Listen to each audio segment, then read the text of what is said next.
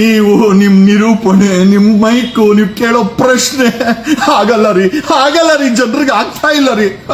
ಇದು ಮುಂಗಾರು ಮಳೆ ಅಲ್ಲ ಗುರು, ರಿಪಬ್ಲಿಕ್ ಟಿವಿ ಮಳೆ. ಆ ಸ್ಮಿತಾ ರಂಗನಾಥ್ ಅವರು ಮೈಕ್ ಹಿಡ್ಕೊಂಡು ಆ ಗಿಳಿಯಾರು, ಆ ಕೊಕ್ರೆ ಅಲ್ಲ ಕಿರಿಕು, ಸಾರಿ ಕೊಕ್ರೆನಾ ಕಿರಿಕ ಇಲ್ಲ ಕೊಕ್ರೆ ಅಲ್ಲ ಕಿರಿಕ್ ಕೀರ್ತಿ, ಇವರೆಲ್ಲ ನ್ಯಾಷನಲ್ ಲೆವೆಲ್ ಫಿಗರ್ಗಳು. ಆ ಸ್ಮಿತಾ ರಂಗನಾಥ್ ಅವರೇ ಇವ್ರನ್ನ ಕರ್ಕೊಂಬಂದ್ ಕುಂಡಿಸ್ಕೊಂಡು ಆ ರಿಪಬ್ಲಿಕ್ ಟಿವಿನ ಎಕ್ಕುಟ್ಟ ಹಾಕ್ಸ್ಬಿಟ್ಟಲ್ಲ ತಾಯಿ. ಸ್ಮಿತಾ, ನೀವು ನಿಮ್ಮ ಆ ಗುಂಪಲ್ಲಿರೋ ಮೈಕು, ನಿಮ್ ಕೈಲಿರೋ ಮೈಕು, ಆ ಗೆಸ್ಟ್ಗಳು ಗಿಳಿಯಾರು, ಆ ಜೊತೆಲಿ ಕಿರಿಕು, ನೀವು ಕೇಳೋ ಪ್ರಶ್ನೆ, ಆ ರಿಪಬ್ಲಿಕ್ ಟಿವಿ ಬಿದ್ದೋಗಿರೋ ಪಾಯಿಂಟ್ಸ್, ಅಬ್ಬಾ ತಡ್ಕೊಳಕ್ ಆಗ್ತಾ ಇಲ್ಲ ರೀ ಸ್ಮಿತಾ, ತಡ್ಕೊಳಕ್ ಆಗ್ತಾ ಇಲ್ಲ.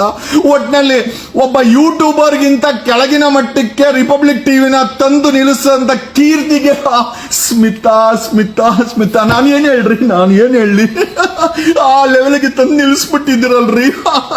ನೀವು ನಿಮ್ಮ ಮೈಕು, ನೀವು ಕೇಳೋ ಡೈಲಾಗು, ಅವ್ರು ಹೇಳೋ ಉತ್ತರ, ಅದು ಜನರುಗಳು ನೋಡೋದು, ಮುಂಗಾರು ಮಳೆ ಏನೋ ಗಣೇಶನ್ ಕೈಯಲ್ಲಿ ಒಂದು ಡೈಲಾಗ್ ಹೇಳಿಸ್ಬೇಕು ಅಂತ ಅದಕ್ಕೆ ನಾನೇ ಹೇಳ್ಬಿಟ್ಟೆ. Why this? ಜನ ಮಾಧ್ಯಮಗಳಿಗೆ ಬುದ್ಧಿ ಕಲಿಸಿದ್ದಾರೆ.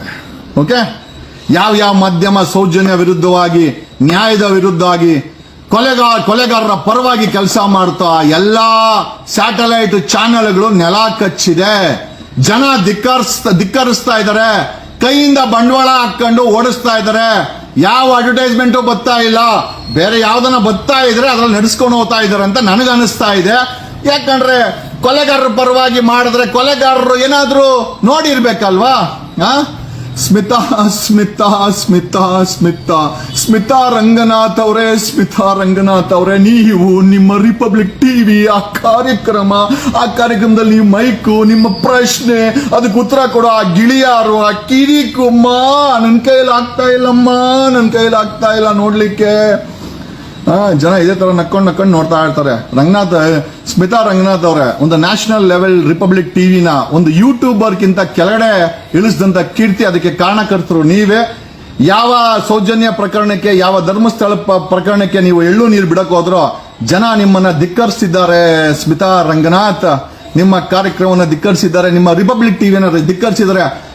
ರಾಜ್ ಟಿವಿಗೆ ಆಲ್ಮೋಸ್ಟ್ ಈಕ್ವಲ್ ಗೆ ರಿಪಬ್ಲಿಕ್ ನ್ಯಾಷನಲ್ ಚಾನೆಲ್ ಒಂದು ಯೂಟ್ಯೂಬರ್ ಲೆವೆಲ್ ತಂದಿಕ್ಕವಳೆ ಸ್ಮಿತಾ ರಂಗನಾಥ್. ನೀವು ಕೇಳೋ ಪ್ರಶ್ನೆ, ಆ ಮೈಕು,